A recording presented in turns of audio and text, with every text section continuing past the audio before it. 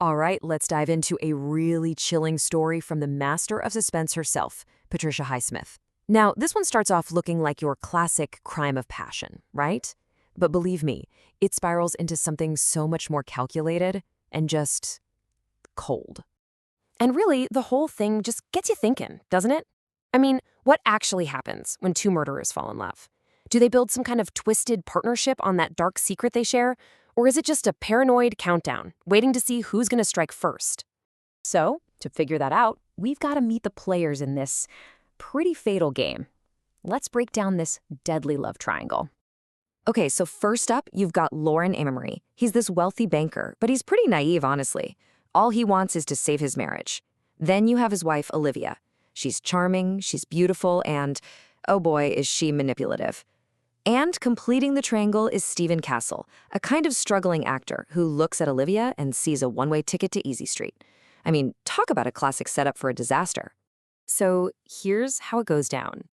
After 8 years of marriage, Olivia falls hard for Stephen and tells Lauren she wants a divorce. But Lauren, he's just this hopeful guy, you know? He refuses. He actually convinces her to take a 3-month break from Stephen, thinking it'll save their marriage. And Olivia agrees. But spoiler alert, she has absolutely zero intention of saving anything. And this is where things take a really dark turn. Let's get into how this all escalates into what they think is the perfect murder. So while Olivia's on this supposed break from Stephen, these really weird accidents start happening around their house. And poor Lauren, he connects the dots and comes to this horrible conclusion. The thing is, he's completely, utterly wrong. He thinks his depressed, lovesick wife is trying to, well, end her own life. And you can just feel his confusion here, can't you? He has no idea what's really going on. Olivia, meanwhile, is giving the performance of her life. She's acting totally listless, depressed, heartbroken. It's all an act to make her husband feel safe, to make him worry about her. She's not suicidal at all. She's just a terrifyingly good actress.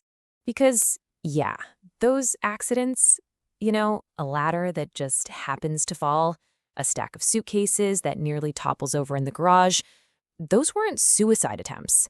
Nope, they were Olivia's failed attempts to murder him. Her final plan is just, it's so simple and so cruel. She keeps up this act of being a fragile, depressed woman. Then, one afternoon, she lets out this piercing scream from the cellar.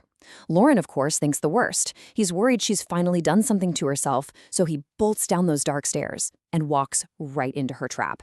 And it's in that one horrifying final moment that it all clicks for him. He gets it. He understands everything. It was never about her being depressed. It was always about Stephen. It was always about his money. So, Lauren's gone.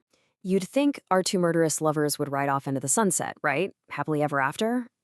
Well, not exactly. Their story turns into a masterclass on what happens in a marriage that's literally built on a foundation of lies.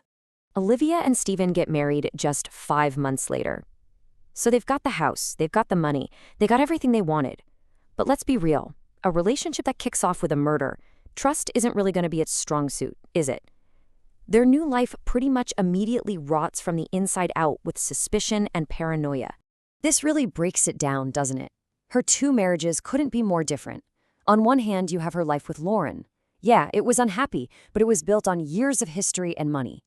Then you look at her life with Stephen, and the foundation is murder and greed. That's it. The whole vibe just becomes hostile. They both have to be thinking, hey, if we killed for each other, what's stopping one of us from killing the other one next? So their daily life becomes this total waking nightmare. Seriously, they're cautiously tasting every single bite of food, thinking it's poisoned. They're secretly checking the house for death traps, especially those infamous cellar stairs. And all the while, they're putting on this big show for each other, you know? Oh, I love you so much. While secretly, inwardly, they're plotting how to kill one another. It's insane. And all of this paranoia and plotting brings us to the story's climax, which is just, it's chilling and oh so ironic. Let's talk about the deep freeze. So, Stephen decides he's going to be the one to make the first move. And he finds the perfect weapon, that big walk-in deep freeze down in the cellar. It's basically the size of a closet. And here's the key part. There's no handle on the inside. His plan is simple. He'll rig the door to swing shut and trap Olivia in there. But you knew there was a but coming, right? Here's the twist.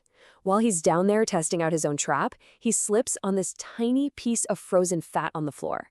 He loses his balance, that heavy door swings shut behind him, and just like that, Steven, the hunter, becomes the prey. So eventually, Olivia hears these muffled cries coming from the cellar. She goes down, finds him trapped in the freezer, and she knows instantly what he was trying to do to her.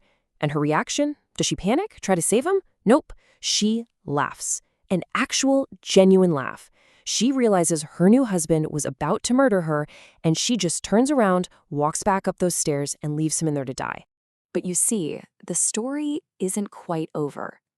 There's one final, ice-cold twist. The next morning, Olivia goes back down to the cellar. Her plan is to discover the body and set the scene before she calls the cops. She opens that freezer door, steps inside to make her little performance look convincing, and that heavy, heavy door, it swings shut on her too. Just wow. So how did we get here? How did this happen? Well, the answer is hidden in plain sight, right in the story's incredibly clever title. The title, Sauce for the Goose, comes from that old saying, right? What's sauced for the goose is sauce for the gander. It's basically a phrase about equality. It means that people should be treated the same. What's good for one person should be good for the other. And that right there, that is the story's perfect poetic justice. Think about it. If Olivia decided it was okay to murder Lauren for what she wanted, then by that very same logic, it was fair game for Steven to try and do the same thing to her. They both decided murder was an acceptable tool to get what they wanted, and in the end, they both got the exact same ice-cold punishment. So that leaves us with one last kinda unsettling question to chew on. In a story that's filled with nothing but selfish, greedy people, a story with zero heroes, who was the real villain here? Was it Olivia, the one who started this whole mess? Or was it Steven, the one who tried to finish it? Or are they just two sides of the exact same rotten coin? You know what? I'll let you be the judge of that.